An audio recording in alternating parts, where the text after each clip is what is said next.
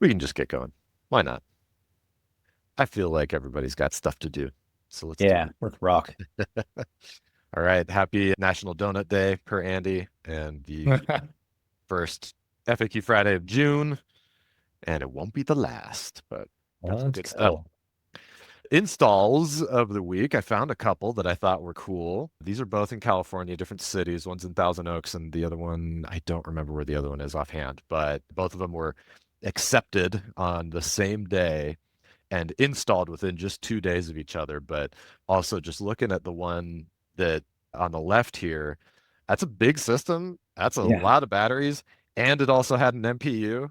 And so that's a that's a smoking fast install. So if you're curious, we're not slacking on things here these days. And the one on the right here, yeah, no, it's still nothing to sneeze at. That's a decent sized system. That's respectable. And again, just just a hair past 30-day mark for getting it glass on roof. So that is great to see.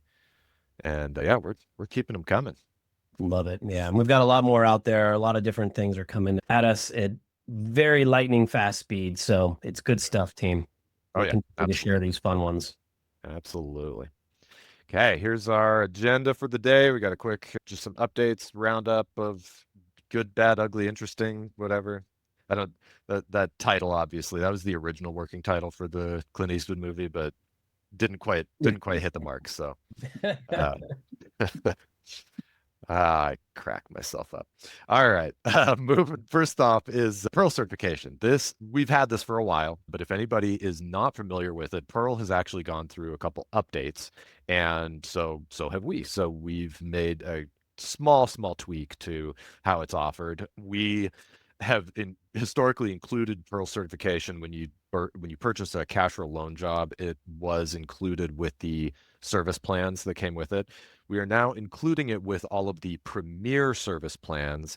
It won't be included with just the basic on every job, and that's partially because of just the market shifts and everything, but also because of how Pearl is offering the certification now. So they changed it, and this acronym on the right here, we'll get Pearl on a webinar just to go over all this stuff in the future. But I thought this is really cool. So Pearl is a company that it's a third party verification of energy efficient aspects of your home, how your home is offering you a better quality of life, basically, through all the improvements that you made to it.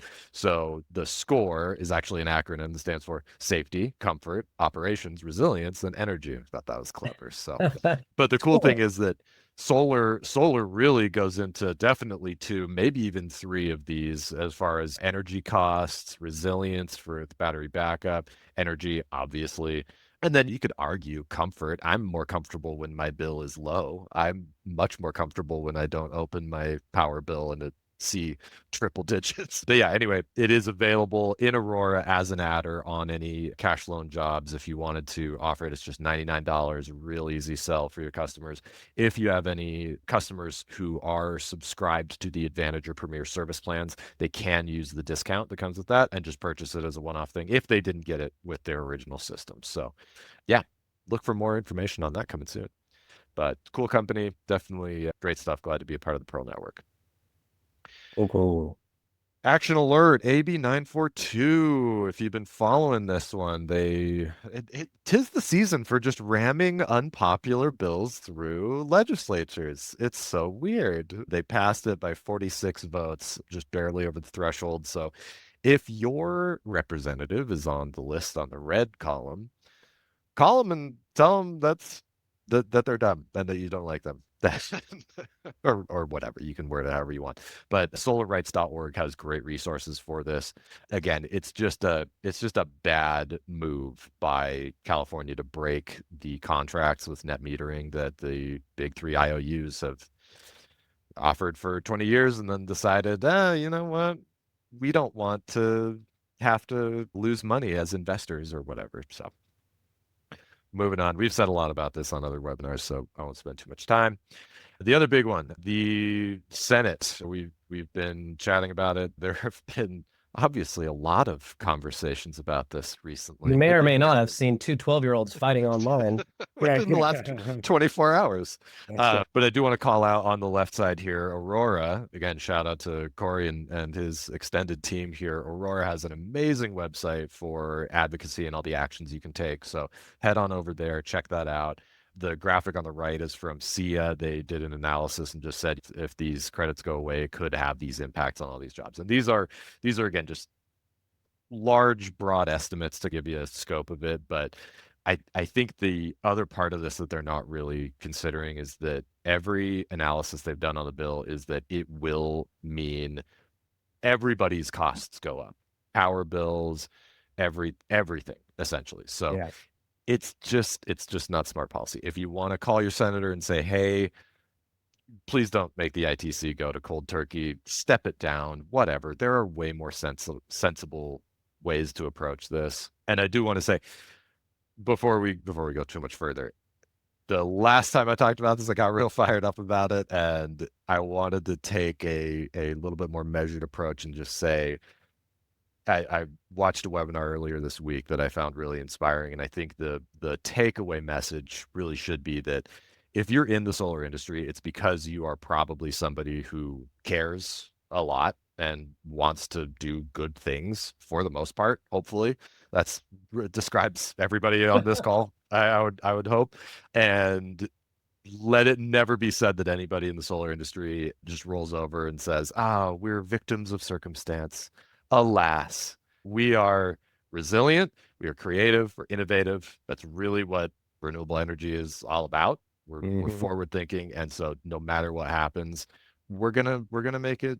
We're gonna make it out of this, guys. We're gonna be fine. We're gonna come up with something even cooler. But Yeah. that's If you haven't already, make sure that you do send the email, click the link, make the phone call. I've made the call, I've sent the email. It takes literally 2 seconds. Every little bit counts along the way.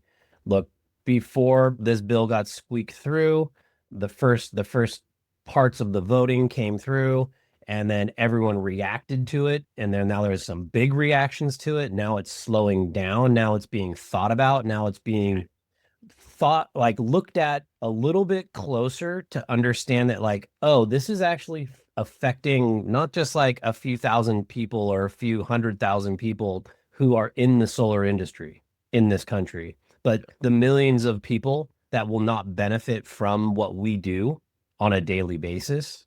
And so there's a domino effect here that is a very slippery slope, in my opinion. And it doesn't matter what side of the aisle you sit on.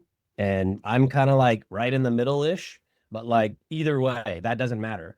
It's make the right choice for our future. And it's super simple. Click the link. You'll get a copy of this recording. You can use the Aurora link. There's a many different other places you can actually do this as well through different avenues. Aurora makes it super easy. Yep. Make There's it a really happen. handy app. I don't think I mentioned this last time. There's a handy app called 5Calls. So you can download on your phone, and it just you look up who your senator is, and you can just say, "What's the issue I want to talk about today?" And they connect you and give you the whole spiel and everything. Pretty handy. I hate calling people on the phone, and I was like, "Oh, this makes it easy." Nice. So, Good anyway, stuff. it's stuff. Some interesting news, some good news. There were some interesting bills in Texas that were going to be just nasty, anti-solar, anti-renewables, anti-energy, as it turns out. And so it resulted in kind of an interesting bedfellows, as they say. The entire energy industry, as you can see here, the Texas Oil and Gas Association, and alongside clean energy and environmental advocates, called up their representative and said, "Yo, this ain't gonna be a good one. Let's back it off, buddy." So I just thought that was interesting. So that's great. Kudos to everybody down in Texas for taking action on that. Yep. Yep. Stay tuned for more there. And then interesting news, NEM 3 got a hearing in front of the California Supreme Court. The decision is expected within about a month. We will see. Whatever happens, I guess, with if there is going to be a legal challenge, if they're going to have to unravel it or whatever, the court's open on this one, basically. But I think the bottom line here is don't freak out. Don't stop selling solar because things might change. Because who knows what it's going to look like. And batteries are an indelible part of the industry now. They're not going away. In fact, they are probably going to be more needed than ever because Oh there's yeah. other studies out there that are showing that California is giving away power basically. And that's not the answer isn't stop solar dead in its tracks. That's the problem. It's being smarter about it. And this applies to any kind of energy. Solar on its own only knows if the sun is out. But if you pair it with a battery, it does a better thing for everybody by letting you control it, letting you distribute it when you need it. So definitely we'll keep an eye on things here. But yeah, ultimately, same thing I said on the other side. We're gonna keep going. Good stuff. Hey, by the way, maybe we should do a quick intros here, Dano. Oh, hey, I just jumped right in.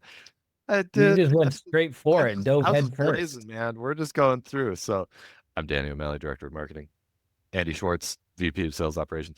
Rick Perez, Senior Account Executive of ESP, and now regular webinar panelist henceforward. Thanks for being here, buddy. If anybody has had the pleasure of working with Rick as your account executive, he's one of the most just badass dudes in general. But Yeah. yeah, hope you get a Been in chance. the industry a very long time. He's Yeah. seen the 1.0, the 2.0, and the 3.0 of NEMS, similar to my gray beard. He's got a little tiny bit on the ends there, but been in the industry a long time and has seen a lot of it back and forth. So he is a And wealth of knowledge and motivation. If you and also the many angles of it. You've been project manager, you've been sales, you've done it all, right? Yes, Right. sir. Yeah. All parts of solar. So I've done everything from site surveys to installs. I've been on the roof doing the work. I've been solar sales for too long now. Makes me sound old. a And decade at least. more than a decade, unfortunately. And and now I'm doing kind of the corporate side. So I've done it all parts of solar. I enjoy all of it. So looking forward to being here every week. Absolutely. Yeah. And last but not least, we have Cory from Aurora. Thank you for sharing your time with us, Cory. Cory's our senior account manager over at Aurora, and he has helped us, yeah, just level up our game with using Aurora. And figured we'd bring him on and give you guys the opportunity to ask the pro himself. And yeah, so without further ado, I mean, you can take it away, man. Do you want to give us a little background of your own before you dive in? Absolutely. Thank you. Happy to be here, guys. Yeah, I've been working with the ESP team now for what, 3-4 months, and spent a little time with you guys in person, but quite a bit of time here on Zoom. So I've really gotten to know the organization, and it's a fantastic one.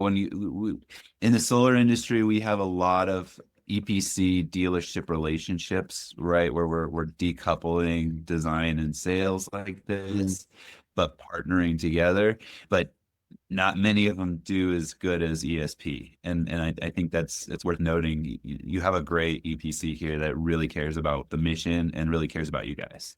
And I see that because I work with dozens of them all the time. So kudos to ESP. Thanks for having me. I'd love to come back sometime. Hopefully this goes well. We're just going to spend a little time going over the basics today. And there's definitely more to cover. So if there's opportunity for me to get in front of you guys again, I welcome it.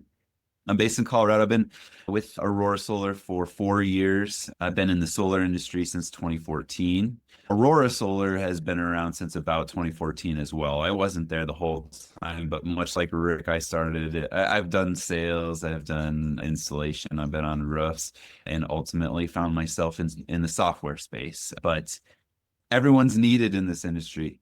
Yeah, right. Solar sales, solar installer, solar designer, software, it's all critical. Financing, it's all critical, all the pieces. So we need you all here. I'm going to share my screen here in just a moment. What we're going to do is we're going to jump into Aurora like you would straight from QuickBase. So right into a project. We could definitely go over creating a project, but that's not the focus of today. Tips and tricks from the guru. Let's rock and roll. Let's go. I jumped into a project here. We'll go back to the index page, but this is where you're typically going to land, which we call the project overview page. It's a dashboard for just the project. So there's a dashboard for all the projects that you can see. And then this is the dashboard within the project. So it allows you to get to the various parts of Aurora that you need to, specifically design mode, sales mode, and then any documentation. But there are quite a few options in here, and it can be a little bit overwhelming to know where to go next. What I like to recommend folks do is just follow the tabs. Just follow the tabs. 1, 2, 3, 4, 5. That's the best way to do it. So we're in the dashboard here, but we can just jump into design, energy usage, customer profile, and documents right here through these tabs. You can also click on the edit buttons, and in a large way, in a major way, this follows the same pattern here, but in a different order that I think makes more sense. So what I personally like to do is just go through these boxes. Now you're going to bring in a lot of this information from QuickBase. So more than likely, you're not going to need to actually edit these, but you have the ability to do it. Let's say you talk to a homeowner and they need their wife to be on the customer profile. You can come up here and make that change before you get to the financing where it's critical. So let's go ahead and put my name in here so that the ESP team knows that this is a test.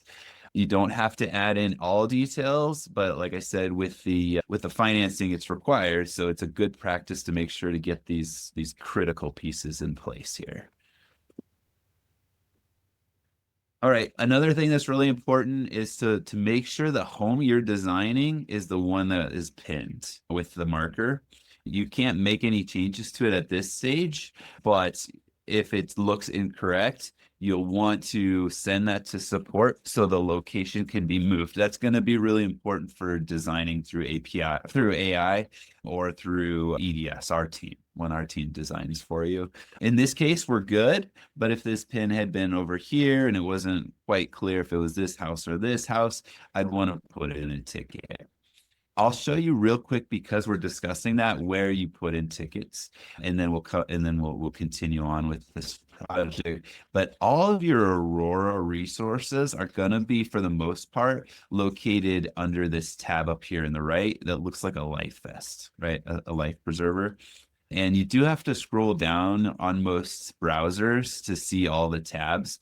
The live chat is going to be your best friend for little changes, right? A tree, a location movement. I'm getting an error. I don't understand it.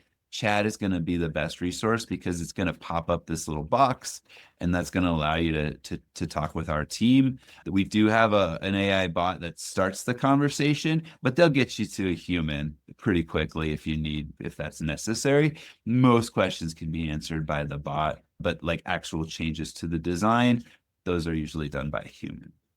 I think that's a great place to just pause real quick and just say, if you have a question, if you're running into an error, click the lifesaver, the little donut for National Donut Day, and live chat, and start your question and answer there. Because a lot of times that's going to be your answer to whatever riddle you're trying to figure out in the heat of the moment before you start making phone calls and calling. Because I will say, a lot of the times someone's stuck in the home, they're trying to do something, and they're like, I don't know what to do. And then they call me, or they call Rick, or they call Brandon, or they call someone at ESP.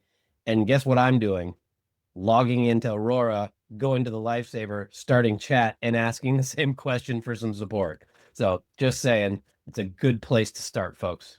Donuts save lives, people. Yeah. It's going to save you time. Yeah. Like Andy said, he's going to put in a ticket anyway. So start the ticket now. Yeah, it's going to get people's attention. It's going to get those reps responding. Do yourself a favor and don't wait for us. Go straight to support.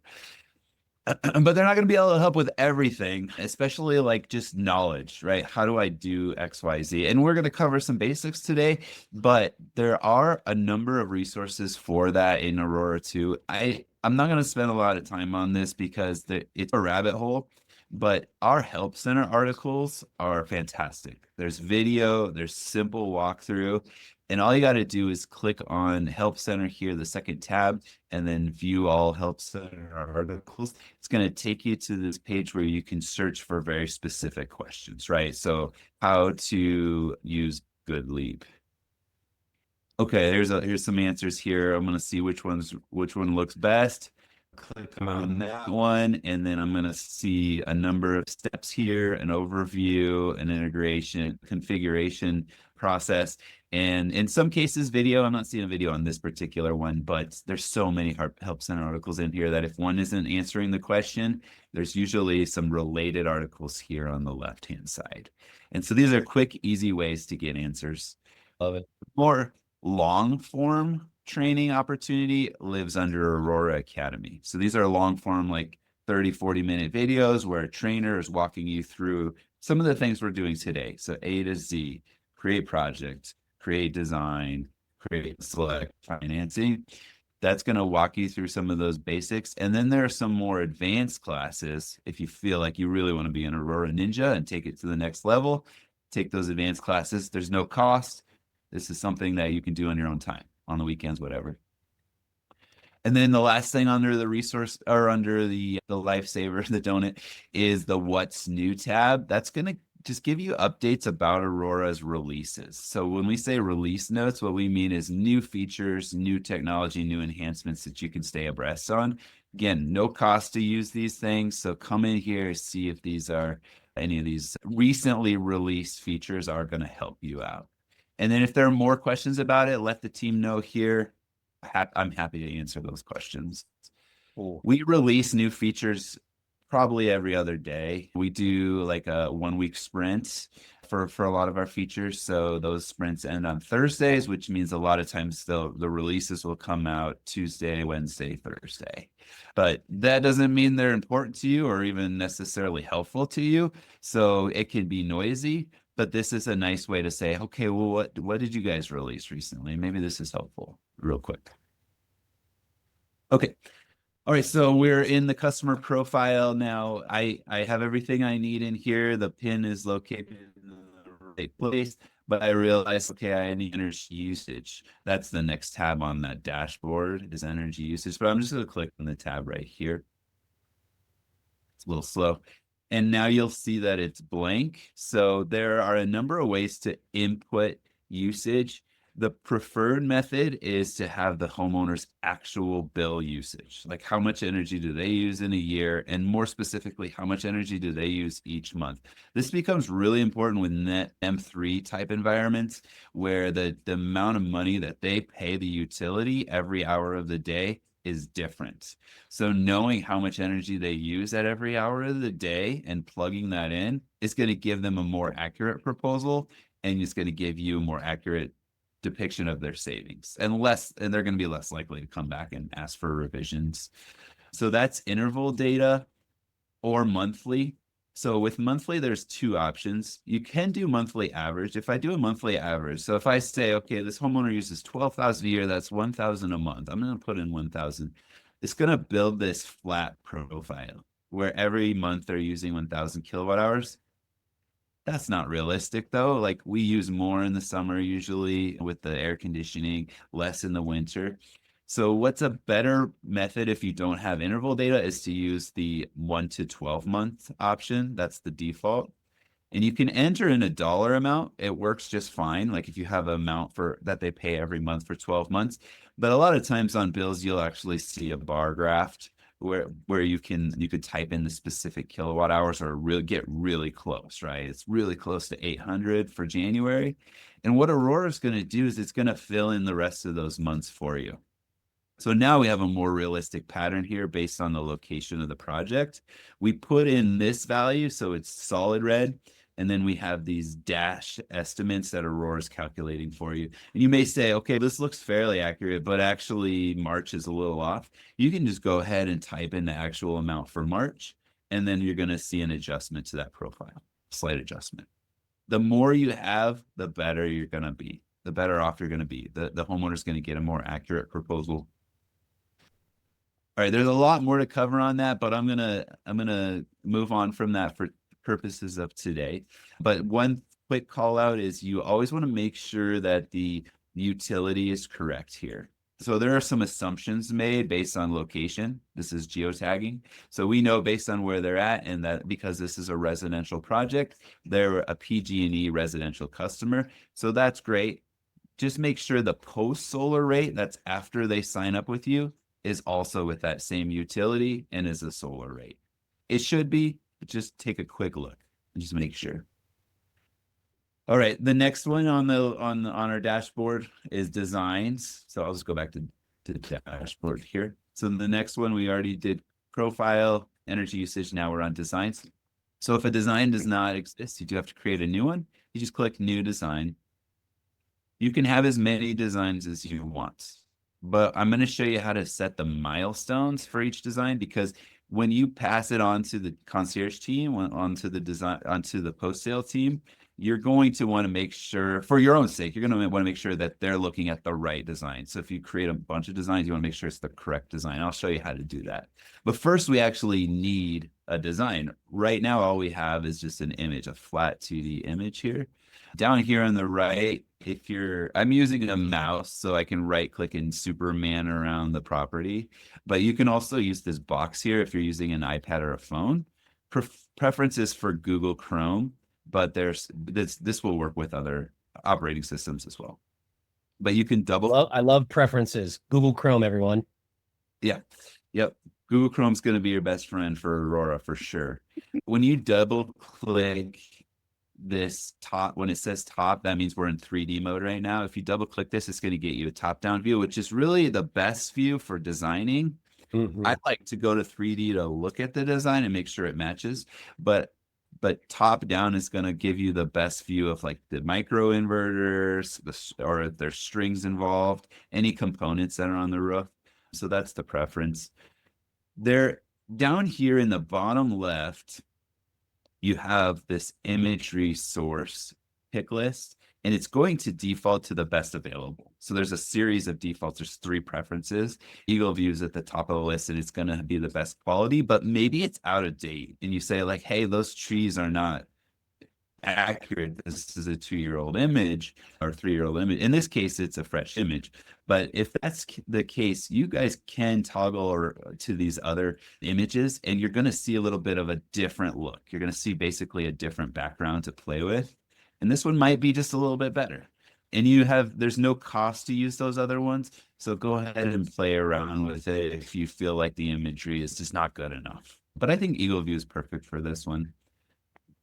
The next thing I like to point out, and this is not quite available yet, but let's just wait a second here. Okay, now this button just showed up. So the system's going through checks just to see what's available for you. But this is where LiDAR overlays are applied.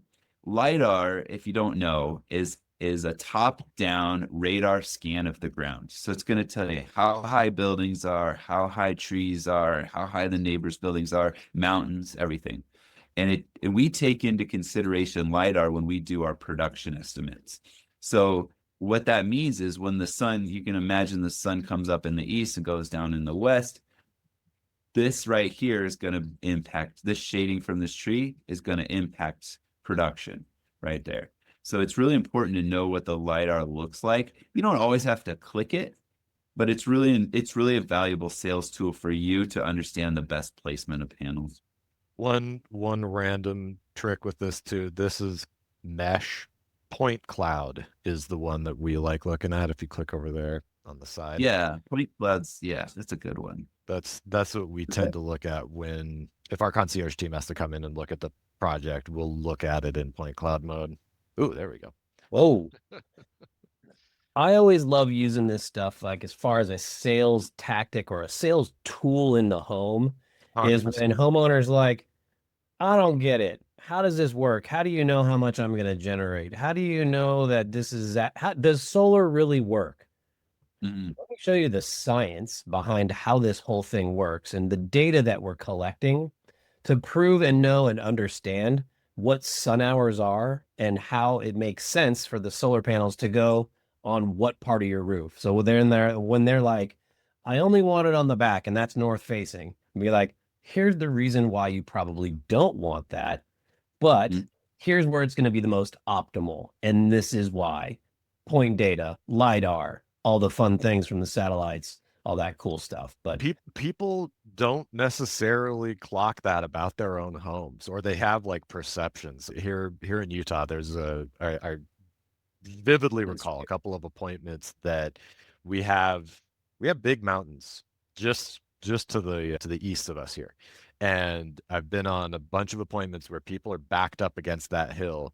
And so we're like, hey, like that casts a shadow. And they're like, oh, that's fine. Just put it on the back of my house. And I'm like, back of your house faces north. And I'm like, no, it doesn't. It gets sun. yeah, It gets so much sun. And it's like, let me show you. Let me just use the power of science and lidar and lasers from space and all this to illustrate what we're talking about. So Really good points. And I think let's build the house here real quick, and I'll show you the sun path animation, which has Yes. just been Yeah. That's awesome. my favorite. That's my favorite one that I use every time. everybody's favorite thing. yeah. Absolutely. So yeah, so to build the AI roof, if it's available, you'll see the AI roof button here. I just clicked it, so it's already running. But if it's available, that's the preference. Use AI. So what AI is going to do is it's going to take all available data. So that's the imagery, the lidar. There's a few other factors that are like minor, but those are the big two: imagery and lidar. And it's going to build you a rooftop that it thinks is accurate. And when we say accurate, we're talking like 97% accuracy. So very accurate. Humans are usually going to be a little bit, some humans are going to be a little bit better at building it, but they're not going to be as fast. I've raced AI. I can't beat it. So we're looking at like 15 seconds usually. And this is going to be your quickest path to getting something that you can build off of. When you do run AI, you have the ability to make an edit to the structure, so you can make changes, minor changes. You also have the concierge team as well, which may be the preference on that. But as long as it looks like it matches that lidar mesh, and you can do so what I like to do with not mesh, I'm sorry, the point cloud. What I like to do is make sure each of these little circles is on the roof plane. So you see half of the circle here, perfect. If I were to move this lidar this way or this way, now there's like a mismatch, right? So you don't actually have all the dots lined up with the roof. That's what you're looking for. If you're Don't mess with that, everybody. That's I wouldn't touch it for the most part. Yeah. All right. So let's turn off that now. Okay. So now the customer says, okay, I want to know what's the best place. I want to show the customer what's the best place to place panels. The one really cool tool, everyone loves it, is the sun path animation. It's right here, and I'll show you where it's at in sales mode as well. But it's an actual animation that shows the path of the sun for every hour of the day and every day of the year. But you do have to set the month and the date here. But you can also just let it go and it'll run through the entire calendar if you have that kind of time. But what this allows you to do is see the shading impacts as the sun goes around. See the shading impacts on the actual roof itself. So you could say this is why you don't want your panels on the north side, is because this is where the sun's going to hit, and you can see that as the sun goes by. Now there's a couple trees near the house too, and you can also see the shading from those specific trees, which is great. Yeah, and this is going to default to June. June's the best month of the year for solar. That's the summer solstice is in June. But realistically, I want to know what's going to happen in December, the worst month of the year.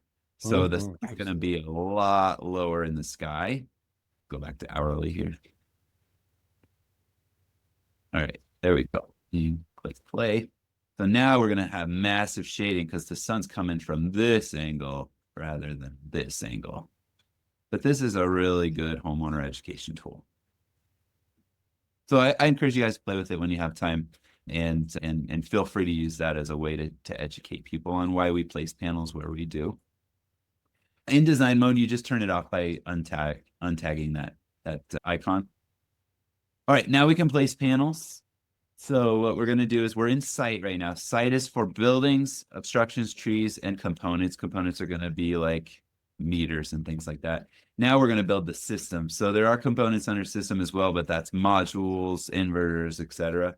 So the first thing you want to do, if you don't see lines like this, you want to make sure you hire pathways. So these are setbacks. That means you can't place panels there. You're going to get rejected by the AHJ. You're going to have to go and redraw this.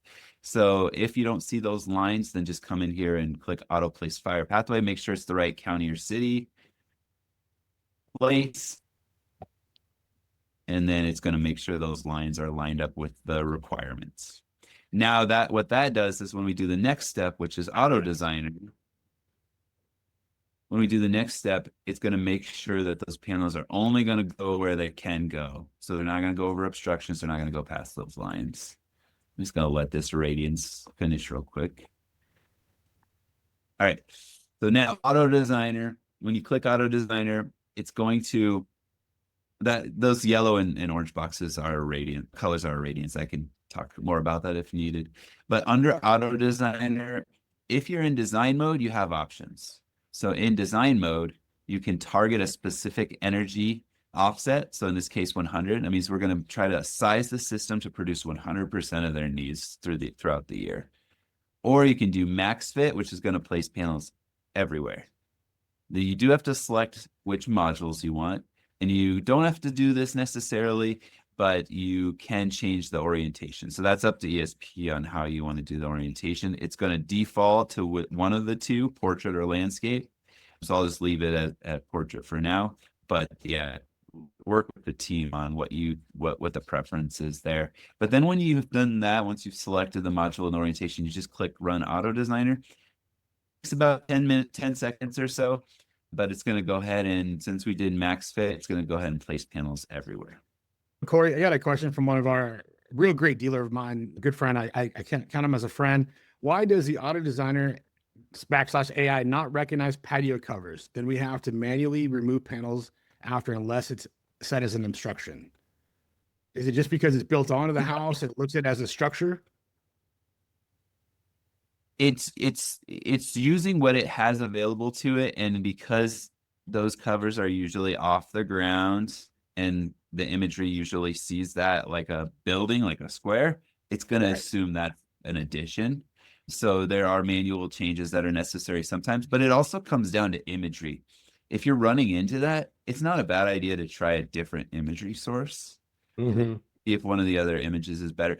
Eagle View takes, what's nice about Eagle View is they call it orthogonal. I can't remember how to, orthogonal, I think they call it, but it's multiple angles that are meshed together. So they fly over, like, not with a drone, but like with aircraft. They take images from multiple angles and then they put it together. So Eagle View is usually going to be a better result for you, but I would try to use a different image first. And then if that is an issue, let us know. We can see if there's something else going on. Awesome. Thank you, sir. 2 cents to add to that, because I always got a couple pennies in my pocket. A lot of the times patio covers are not suitable for solar. And so I think maybe there's also no walls to the patio covers as well. And maybe that orthogonal imagery is picking up that it's just like a shade or a tent. It's not picking up any walls on the side of it. So like you can see like on the left side of this image here, like right over here. Yeah, you're going to see like that there's a wall here. And so it's going to pick that up. And on a patio cover, it's empty on the side, right? And so that could be one of those reasons, Michael. But again, like if the patio cover is suitable and structurally sound, you can add it in afterwards. But that's just my experience. So. Yep. Yeah. So we have max fit here. So what's really, one of the things that's really nice is when you run a simulation here, it's going to give you have your system size, which is obvious and easy to calculate because we know how many panels are placed here, but we don't know what the offset is. So this is going to be more than the homeowner needs, more than likely. So running that simulate system is going to give us the offset percentage, which is 348%. So that's way more than we need. So we know we need to remove some panels here, but I'm going to show you how to do that in sales mode instead, because it's a lot easier in sales mode. So certainly you can go through and you can click off these individual modules here in design mode, but it's quite a bit of work. So what I'm going to do is I'm going to remove those panels. I'm actually going to pop into sales mode. So you can get into sales mode a couple ways. From the dashboard, you select the design you want, and then you select sales mode, which is a little black box. If you're in design mode like this, you can go up here to the top right and click on this view, this presenter mode view, and then go directly into sales mode. So let's do that, and then we'll go back to the project index page in just a second.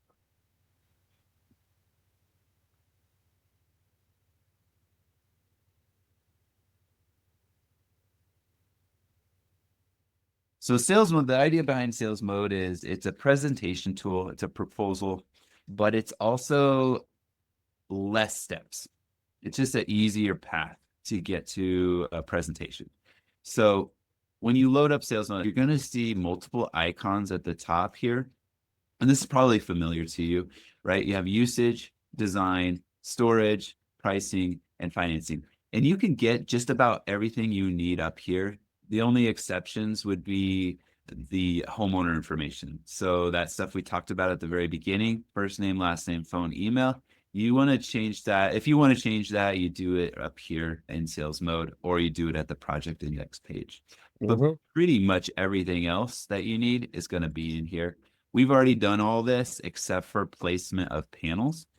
So if we go to design here, the second one, the house, we can place the panels by clicking on these panels here, this icon.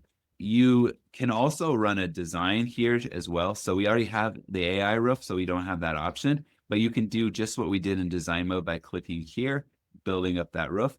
If it fails or if it's not good enough, you can request an expert design, have our team build it. They'll turn it around for you in short order, a couple hours at max. And then you come in and you still have to place the panels. But just real quick, this right here, this next one looks like modules as well. It's a ground mount. So you see the little stand there. But we want the first one. So select your modules, select your orientation, and then click place. Now the default for this is, well, I'll show it to you, but the default for this is you're not going to be able to pick and choose between max fit and an offset target like we were able to in design mode. But the default here, which is really nice, is it's going to do a max fit that target where with certain panels turned on to target 100%. So up here in the right, you're going to see 101% offset. Great, that sounds good. But maybe the homeowner says, I don't want two panels by themselves over here. That's terrible. You can turn those two off by just clicking those off and then come over here and turn these two on. And up here, the percentage changes from 101 to 100%. The cool thing is where you'd ask the homeowner, is there anywhere on your roof you don't want panels? Yeah. And then make them part of the process, make them part of the design. That way, when you get the building plans back in just a few days, you're able to say, we were able to build your design that you requested. Here's what it looks like. Here's our production. Here's our offset. Give them ownership of the project early, allows them to be and have and feel ownership all the way through the project. Absolutely. Mm-hmm. Yeah, this is a really good way to like interact with the homeowner once you've built this and be able to make changes on the fly. Yeah, and ask those questions. Yep.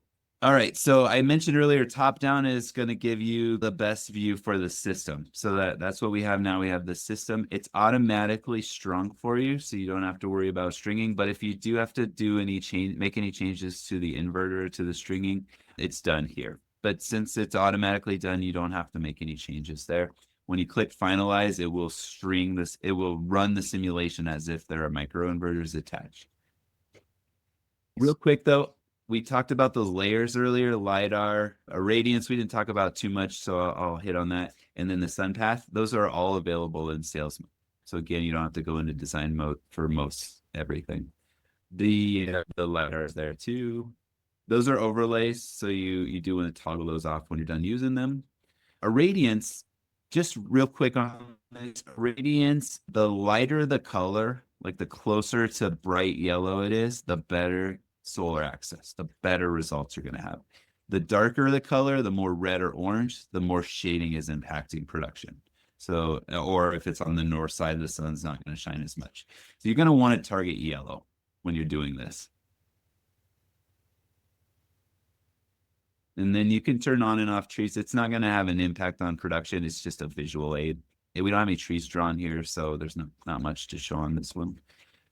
All right, so the next page is storage. If you need to add a battery or two, you pick the battery here.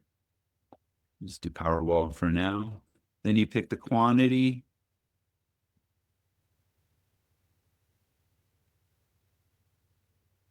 And what that's going to do is it's going to be in backup mode first.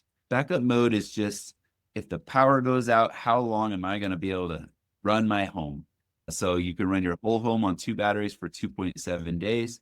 You can just run appliances and essentials for 7+ days. And you can run just essentials for many more days. It maxes out at 7. If you want to get a little bit more accurate, you can add another battery, see how these numbers fall if they do. I guess we would subtract a battery in this case. Subtract a battery, see how these numbers fall. So we got down to 0.2, but we could still run our essentials and our appliances for more than 7 days. So their usage is not very high. They would need 1 battery to make it a week if there was a power outage. There are other operating modes. There's self-consumption and energy arbitrage. Self-consumption and energy arbitrage are basically the same. They are allowing you to use energy in order to take advantage of time of use. The difference is energy arbitrage is calculating what comes in from the grid, whereas self-consumption is just what you generate with your solar panels, which is usually what we want to focus on, because if we're doing a max fit, we're going to be fully charging that battery as much as possible. Backup reserve can be changed. That's how much energy will always be on the battery. So it's like reserve energy. We're going to always keep 20% in the battery at all times, and then we can use the rest whenever we need to. What's nice about this tool is it's going to show the homeowner, here's what you pay if you just get solar panels, $21 a month. Here's what you're going to pay if you add a battery because of NEM3, right? You're going to pay a lot less. So this is why you would want to go with solar plus battery. You can use this as a homeowner education tool set and say, hey, this is what you're paying. If you just go solar, this is what you're paying in January. If you go with a battery, this is what you're paying in January. You can progress through the 12 months. You can also click on daily usage up here, and it's going to break down hourly usage for any day within this month. So we're in March. And here's kind of a nice little legend here. What's cool about this is you can turn off some of these and see what happens. So the most useful use case is hide battery. So the most useful case is if I add a battery, what's my daily consumption going to look like for any given month? I can turn off the batteries and say, okay, you're gonna be exporting all the energy you don't use. So this is excess energy throughout these hours of the day, straight to the grid, and they're going to pay you whatever they pay you, right? Time of use. But if you use a battery, you're going to charge that battery here, and then you're going to offload that battery when the rates are higher. So again, it's an education tool, and you'll see that more pronounced in the summer months, right? Where NEM3 is really kicking in high gear, and there's a lot more money to be saved. But again, it's a homeowner education tool. Most homeowners are just going to want to know, how much do I pay if I go solar? How much do I pay if I add a battery? And that's what that first tab is going to tell you. And then the next page is our pricing page.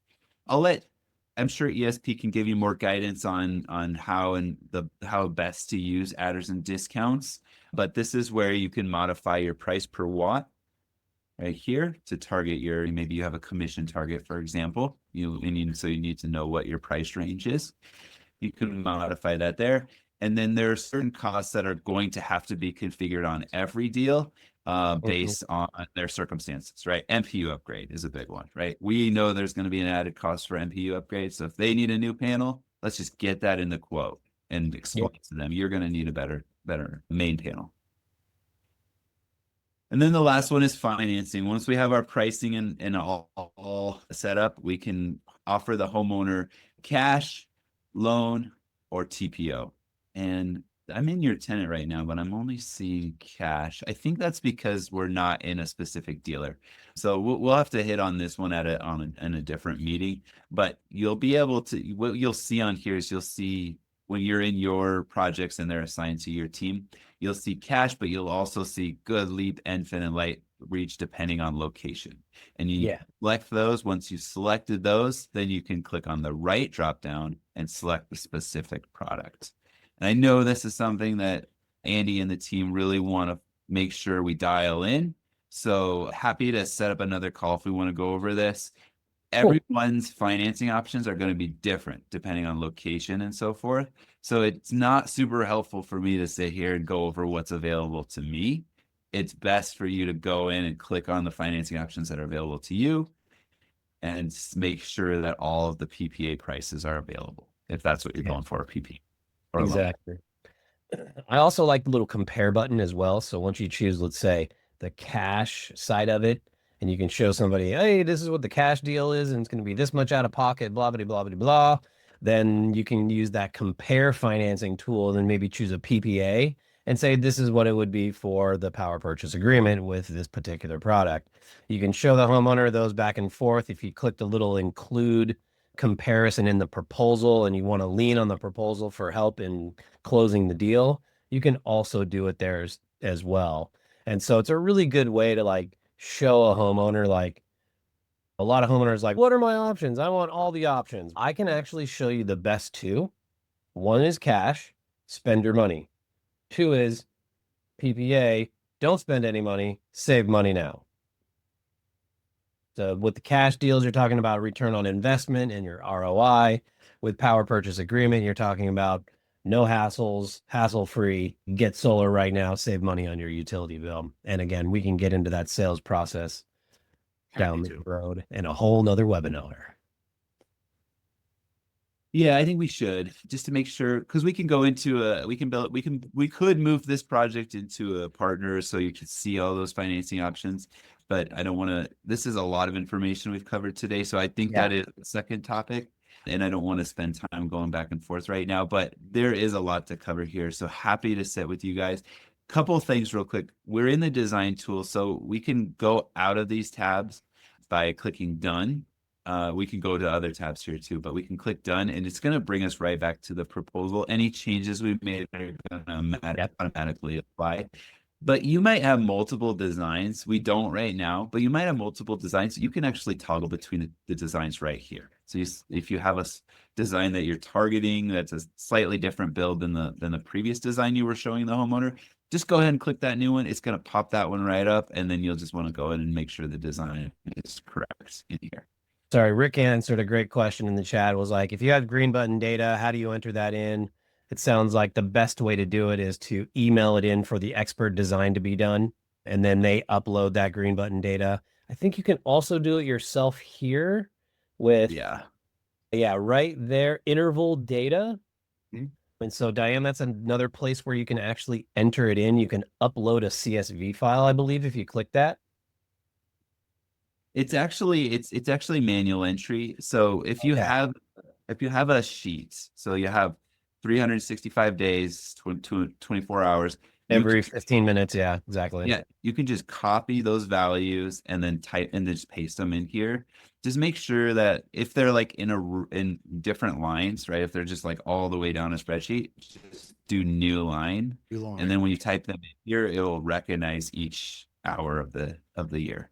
Cool. And then make sure the start date's right, because you want to make sure, like, if it's not January 1st, if the data starts March 1st, accurately reflect the month that it's in. So just one of those situations where if you are going to be doing the green button or interval data rather, it's not a quick process. It's the most accurate way to go, but it's not one of those situations, team, where you're gonna get that information from a homeowner while you're at the kitchen table, enter that information, and then get the design. It's gonna take a few minutes. So the best thing to do, if you could have that situation, if you could have that email to you, and then you could email that over for the extra design, or you can take the time to enter it here. But it's not one of those situations where you're going to get that data, enter that in, and then design at the same time. It takes a while. So the goal at the table is always to be closing. So it's a little bit more cumbersome to do it that way, but it's the most accurate way to do it. Yeah, it really is. Cool. But if you're in a hurry, do the 1 to 12 months. Yep. If you're right there, you want to get a really good picture, try to get as many months in here as possible. That'll get you what you need. But yeah, especially with NEM3, interval data is preferred. And so you just enter that here. All right, right. So you can exit back to design mode or to the project overview from the exit button up here. Once you're done, I'm gonna go to project overview, and this is probably the last thing I think we'll cover today. But you'll see this tab right here for milestones. So there's no milestone by default, but if we had multiple designs, I could duplicate this one just to give you an example. So when you do a copy, it'll call it copy, and then you can rename it. Say you have two designs here, they're a little different, and you decided to present this new one. You can change this to offer just to let you know, and anyone else who touches it, this is the one I presented to the homeowner. Same with sold. This is the one I sold. I'm going to hand this to concierge. They're going to take over, hand it over to the plan system, whatever. I want them to do this one, not the other one, so I don't have to worry about a change order, right?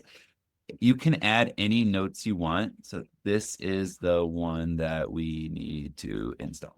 You can add whatever notes you want. The reason, and you don't even have to add notes, but the reason I recommend adding notes is because there's this tab over here called Milestones. There's a little clock. If you open it up, it's going to show you a timeline of all changes made to every design and the timestamp. So this is the most recent one, but it's also going to show the notes. This is kind of a way to communicate within the project. Maybe, for example, you are going to install a project, but you need to make a change to it, and you need the other team that's going to take it from you to know about that change. So it's sold right now, but I could make another note here that says, actually, homeowner wants the modules moved to east face. That's probably never going to be accurate. But once I've added that assignment in here, I'm going to see that same design. So there's the design. I'm going to see it's still sold, but now the most recent comment is something I want the design team to know. So again, this is just a historical reference of the changes. And then now you see it sold here. So now it's really obvious which one needs to be installed. Okay, that covers the basics. There's a lot more, like I said, but you can, now that we have multiple designs here, you can pop back into sales mode at any time. The one thing we didn't really cover today, but I think is really good to know about, is there are homeowner leave behinds down here. If you click on the like hamburger menu here, if you click on share, you can print a PDF. Some people are old school and just want to see like a printout, but also you could do a PDF on screen, right? So you can download a PDF of this proposal. You can also send them a web proposal, which is this, but uneditable. So you can send them that link right here, copy link, or you can just click to open it and show it to them. But this is going to be their version of the proposal. So it's not editable. They can't make any changes, but they can review this later. So if you have someone's like, this is a great deal, but like, I need a day to think about it, right? I need to talk to my wife, whatever. Give them this link, then they can reference it whenever they need to. There's another cool thing you can do here is type in their email address and click send. What that will do is it'll allow you to see when they've opened it. So if you type in their email address and send it to them, so I could just show you mine real quick here. I love this feature because when you get that notification that Rick opened the proposal and is looking at it, I can subtly creep on them and text them and be like, hey, Andy here, checking in. Wanted to see what's going on. Have you made a decision yet? If you have any questions, let me know. I know they're looking at it right at that moment. And if any hot topics pop up, they can hit me up right at that time. Perfect. Not creepy, but very tactful. We used to do that all the time when I was selling solar. There was a sales mode, or there was a Salesforce plugin that allowed you to track emails back and forth. And we'd see like somebody would open an email 2-3 times. It's like, I got to call this guy. Like he's thinking about this every day. Yep. And that's what this allows you to do, is come in here and say, when was it last looked at? So the last thing here was sent, but it would say last viewed. So really helpful. And then I really quickly, because it's something that was brought up earlier by Danny, our our advocacy page, he had put that in the slide deck, number of articles in here that are really specific to legislation and what you can do. And the number one thing we can all do is call our senators. It sucks, but it's actually pretty easy once you do it. And it's basically just saying, hey, you're trying to take away my job. Like, you are going to impact my business in a big way. Please don't take away my job. That's all you're doing. But if we all do that together collectively, it's a low effort way we can potentially stop this from happening. Love it. Cory, thank you so much. This has been a lot of information, everybody. This is recorded. This will be uploaded. You'll be able to have access to this, and then hit us up if you have any other questions on like, hey, that was really cool, but I want to learn a little bit more about X, Y, and Z. We'll continue to create more FAQ Fridays so that you guys can get and have the information for both the pros that are out there and also the new guys that are just jumping in and want to learn more, or even just become more savvy in the home with your homeowners and help your business grow as much as you possibly can. Aurora is awesome. It's basically the source of truth for a number of different pieces of our business that we work on on our day-to-day basis. And we've chosen to partner with Aurora to make sure that the systems that we build and the systems that we propose are aligned, and we're giving homeowners what they need, when they need it, and how they need it. And so go to the Academy. Be part of the Aurora Academy. Learn this tool. Learn your craft the best that you can, and you'll be a pro before you know it. And let's just go forth and charge. Absolutely. And these are things that do take a little bit of time to become a master in, or even just an intermediate user. But let this team know if there's something that you'd like Aurora to demo, like we did today, and in more detail. Right. I'd like to, let's go into the financing. Let's talk a little bit more about contracts, whatever it is. Let this team know, and I'm happy to join these calls again in the future and do more of a specific deep dive into those topics. All right, guys. Thanks so much, everybody. Have a great day. Go forth and conquer. Bye. All right, you good. See ya.